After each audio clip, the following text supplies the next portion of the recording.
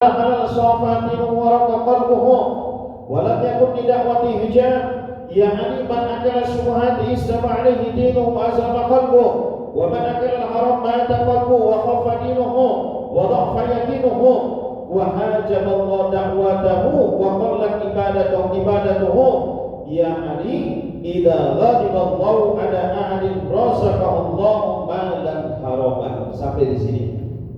Ini wasiatnya. Dan ini menjelaskan di dalam masalah halal haram. Para jemaah sekalian mulai Allah Subhanahu wa taala, di dalam Islam itu pembahasan dalam urusan halal haram sudah selesai. Innal halal bayyin wa innal haram bayyin. Kata Nabi Muhammad SAW di dalam hadisnya, di dalam Arba juga disebutkan innal halal bayyin wa innal haram bayyin. Yang halal itu jelas, yang haram itu jelas.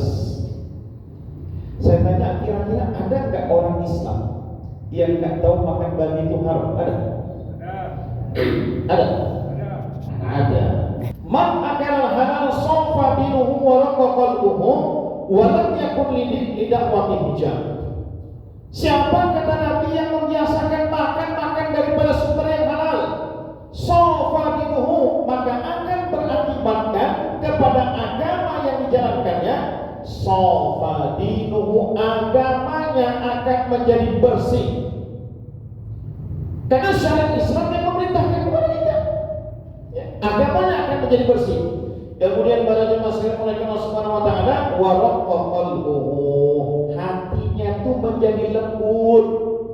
Orang kalau sudah hatinya lembut, dinasihati agama masuk. Tapi kalau orang hatinya sudah keras, mau nasihat agama dari siapa pun tak masuk sama dia itu. Ada satu kisah, satu orang tadi namanya Bahlul, bukan Bahlil, ya, Bahlul. Jadi Bahlul ini ketika dia sedang musafir, tiba-tiba dia ada melihat satu orang anak, melihat kawan-kawannya sedang bermain, anaknya nangis. Tidak nangis sama Bahlul. Kata Bahlul, ya fulan, ya bunaya, lima datang, kamu ini kenapa menangis? Mau tengok kamu nangis karena nengok kawanmu main-main. Apa karena kamu tak bisa main-main sama kawanmu? Maka dibacakan anak ini satu firman Allah, ayat Allah. Apakah kamu mengira Allah menciptakan kita di dunia hanya untuk main-main saja? Langsung tersentak Bahlul pingsan dia langsung. Begitu sadar siuman, dia masih melihat anak itu ada di situ, dia panggil lagi. Ta'al ya bunaya. Maka ditanya sama Bahlul, kamu ini kan masih kecil, kamu belum lagi masuk usia balik, ya? Karena itu anak itu kan ada ukuran. Ada yang belum mumayyiz, ada yang sudah masuk usia, sudah lewat mumayyiz dia, tapi belum masuk usia balik. Ada seperti itu dia.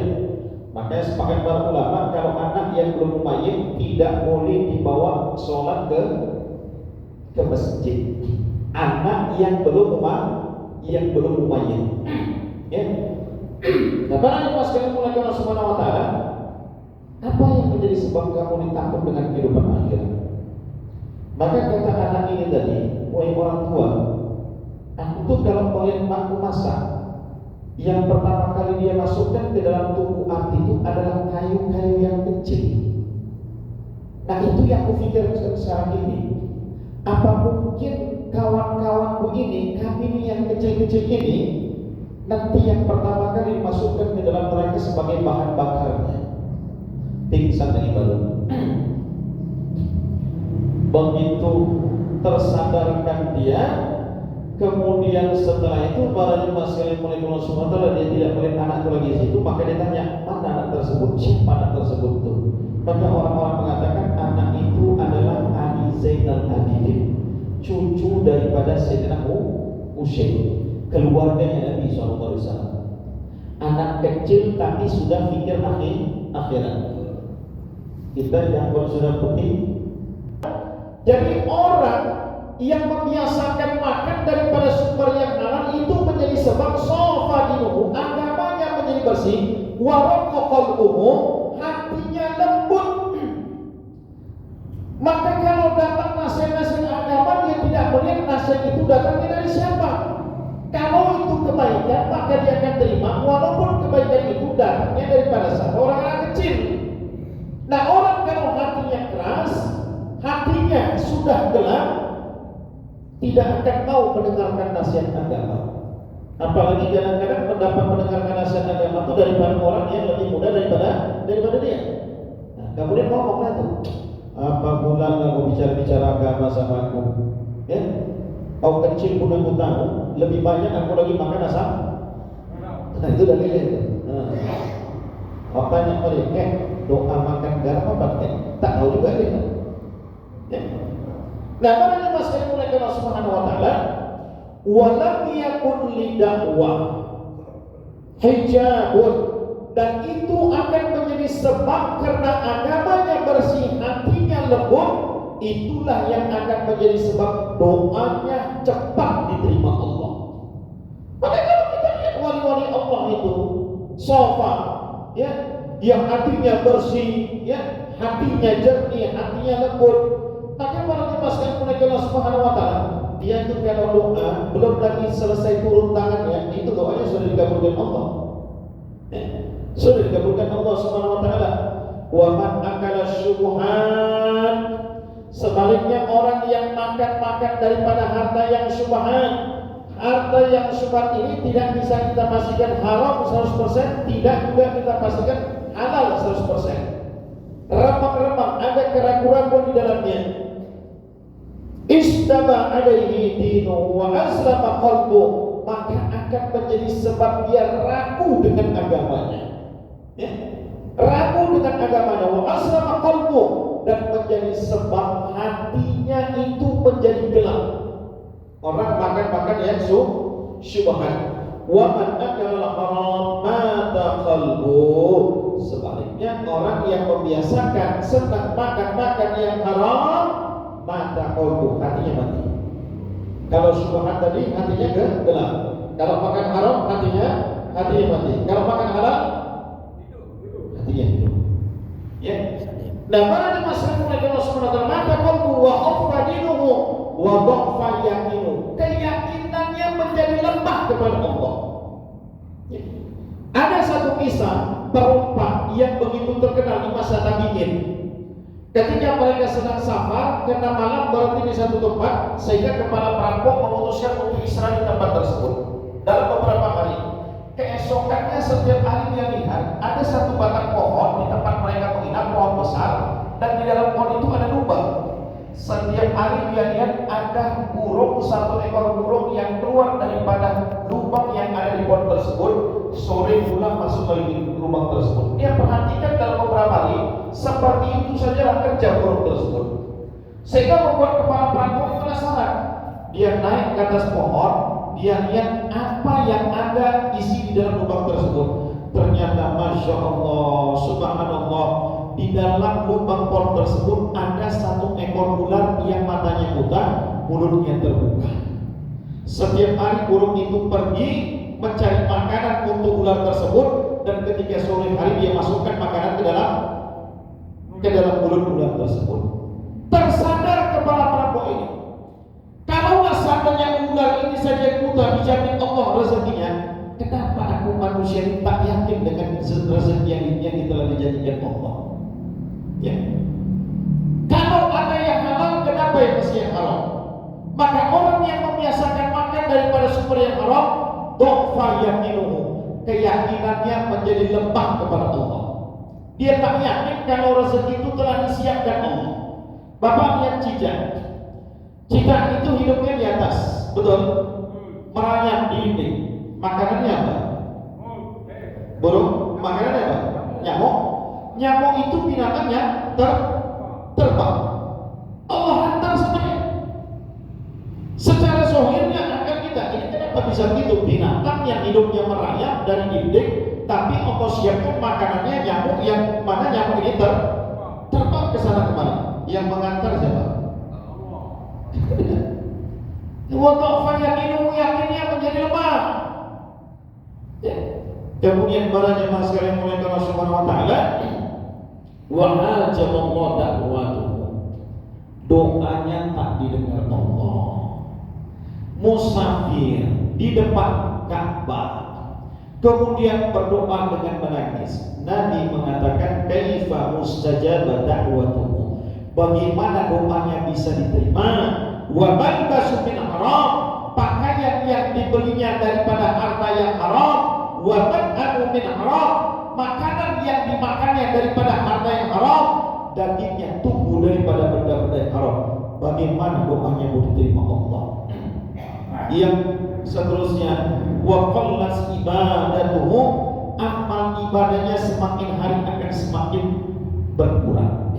Para jemaah sekalian mulai Allah Subhanahu wa taala menutup kajian ini ada satu kisah Syekh Abu Yazid Al-Bustami, satu orang sufi, seorang ulama besar, ahli ibadah.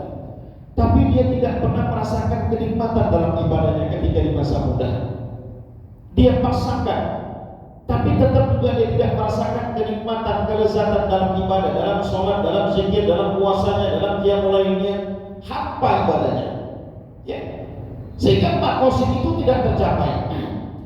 Akhirnya dia datang kepada ibunya, dia tanya sama ibunya, "Ibu, ya, ini dalam manaqibnya Syekh Abu Yazid Al-Bustami. Wah ibu, coba ibu ingat dulu, ketika ibu dulu mengandungku, ada enggak ibu makan yang haram atau yang subhan?" Ibunya teringat, ada nak. Dulu waktu ibu mengandung kamu, tetangga kita ada menjemur tepung untuk buat roti, tepung gandum untuk membuat roti. Ibu pengen, ibu ambil sedikit tepung roti tersebut, tepung gandum tersebut untuk buat roti tanpa sepengetahuan tetangga kita. Kata Abu Yazid Al-Bustami, wahai ibu, umi, itulah yang menjadi sebab anakmu sampai sekarang tidak merasakan kenikmatan dalam ibadah. Dalam ibadah yang dikerjakannya sholat, zikir, qiyamul hampa semua. Maka akhirnya si ibu datang kepada tetangganya, minta ridho sama tetangganya. Kemudian tetangganya ridho, aku sudah ikhlaskan tepung yang kamu ambil beberapa tahun yang lalu. Pada saat itulah baru anaknya merasakan kenikmatan, kelezatan dalam ibadah. Maka boleh jadi kalau seandainya anak kita malas dalam ibadah, kemudian diberikan nasihat agama, kemudian malah membantah sama orang tuanya, coba lihat, pastikan yang masuk ke dalam perutnya itu halal atau haram, atau jangan-jangan ada yang subhan masuk dalam perut anak kita. Ya. Maka para jemaah sekalian mulai Allah Subhanahu wa taala terakhir, Imam Al-Haus rahimahullah taala mengatakan, satu orang ahlul ibadah tapi masih senang dengan yang haram-haram, ini diibaratkan seperti mana burung yang mengerami telur yang sudah dalam keadaan retak. Kira-kira jadi enggak anak burung itu? Tidak. Jadi enggak? Maka begitulah ahlul ibadah tapi masih senang dengan yang haram-haram, masih senang dengan riba dan segala macam, maka ibadahnya ini akan hampa saja. Ya. Maka para jemaah sekalian mulai Allah Subhanahu wa taala terakhir, ya Ali, idza ghadiballahu ala ahadin razaqallahu malan haraman. Ya Ali, seandainya Allah marah kepada satu orang hambanya, Allah murka kepada seorang hambanya, razaqallahu malan haraman, maka Allah akan kasih yang haram-haram sama dia. Allah mudahkan dia untuk mendapatkan yang haram-haram. Para jemaah sekalian mulai Allah Subhanahu wa taala, ini kajian kita pada subuh yang berbahagia ini.